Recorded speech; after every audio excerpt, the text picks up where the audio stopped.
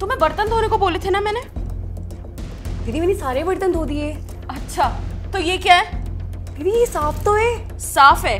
तुम्हारी ना नजरें खराब हो चुकी हैं। रुको अभी मम्मी को बुलाती हूँ, अब वही समझाएंगी तुम्हें। Mummy, mummy. क्या हो गया है? क्यों शोर मचा रखा है?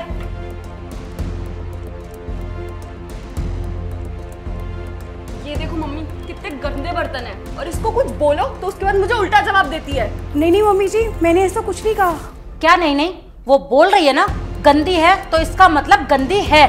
और जाकर जितने भी किचन में बर्तन है ना, सबको दोबारा धो जाकर। जी मम्मी जी। और एक बात ध्यान रख लियो, अगर तेरी दोबारा जबान चली ना मेरे या मेरी बेटी के आगे, तो मुझसे बुरा तेरे को कोई नहीं होगा, वरना तेरा ये हाथ उखाड़ के ना दूसरे हाथ में दे दूंगी, समझी? चल।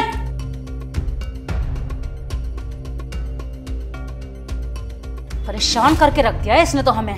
हाँ मम्मी आप बिल्कुल ठीक कह रहे हो। इसका कोई ना कोई इलाज तो करना ही पड़ेगा। यहाँ क्यों बैठी हुई है तू? हाँ वो मैं मम्मी जी। क्या वो लगा रखा हैगा? तेरे बाप ने दहेज में 1 रुपया भी नहीं दिया था, समझे तू? मम्मी जी क्या बोल रहे हो आप? क्या नहीं बोल रही हूँ मैं? हाँ, और क्या गलत बोल रही हूँ मैं? अगर इतना ही शौक था सोफे पे बैठने का, तो अपने बाप को बोल देती ना, पैसे दे देता दहेज में सोफा। क्यों नहीं दिया? और एक बात कान खोल के ध्यान रख लियो अब मेरी, आज के बाद सोफे पे बैठ के नजर मत आ जियो, जमीन पे बैठी हो, क्योंकि वही औकात है तेरी, समझी? चल निकल यहाँ से अब।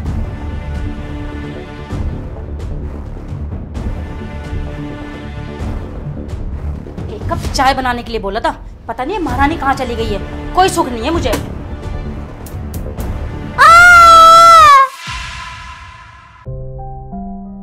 मम्मी जी लीजिए दवाई।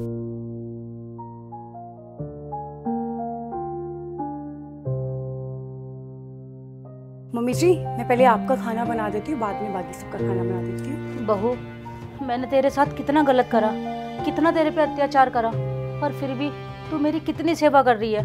हो सके तो मुझे माफ कर दियो, मैंने तेरे साथ में सच में बहुत ही बुरा करा है। मम्मी जी ये सब तो हर घर में चलता रहता है, आप बस आराम करो। हाँ भाभी हमें माफ कर दो, हमने आपको पता नहीं क्या क्या कहा। कोई बात नहीं दीदी, बट आप दोनों ऐसे माफी क्यों मांग रहे हो?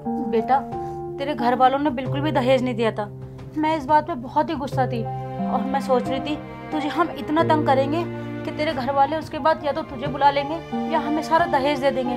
वो जो गैस का पाइप था ना, वो मेरी वजह से फटा था, और मैंने उसकी पाइप आपके लिए काटी थी, लेकिन मम्मी वहां पर चली गई।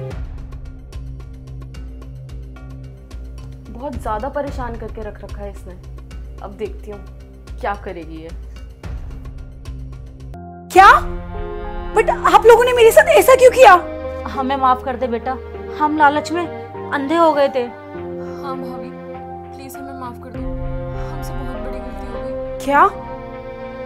आप दोनों को शर्म आनी चाहिए, इतनी घटिया हरकत आप कैसे कर सकते हो किसी के साथ? और विधि तुम तो एक लड़की हो ना, तुम लड़की होकर एक लड़की के साथ ऐसा कैसे कर सकती हो? मम्मी जी आपने थोड़े से दहेज के लिए मेरा शरीर जलाने की कोशिश करी।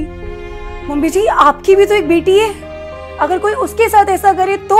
मम्मी जी मैं भी तो किसी की लड़की हूँ ना, आपने थोड़े से पैसों के लिए मेरे साथ इतना गलत करना चाहा, सिर्फ दहेज के लिए। आप लोग मुझे इतना सुनाते रहते थे, आप लोग जो बोलते थे मैं वो सारे काम करती थी, आपका एक एक काम मैं करती थी माँ जी। पर मेरे घर वालों ने मुझे बहुत अच्छे संस्कार दिए, अपने बड़ों का आदर करो, इज्जत करो। पर माँ जी आपने क्या किया मेरे साथ इतना बुरा करना चाहा। माँ जी मैं आपको अपनी माँ समझती थी, पर आप माँ खिलाने लायक नहीं हो, और मैं आज ही इस घर को छोड़ के जाती हूँ, और मुझे नहीं रहना उस घर में जहाँ मेरी कोई इज्जत नहीं होती है।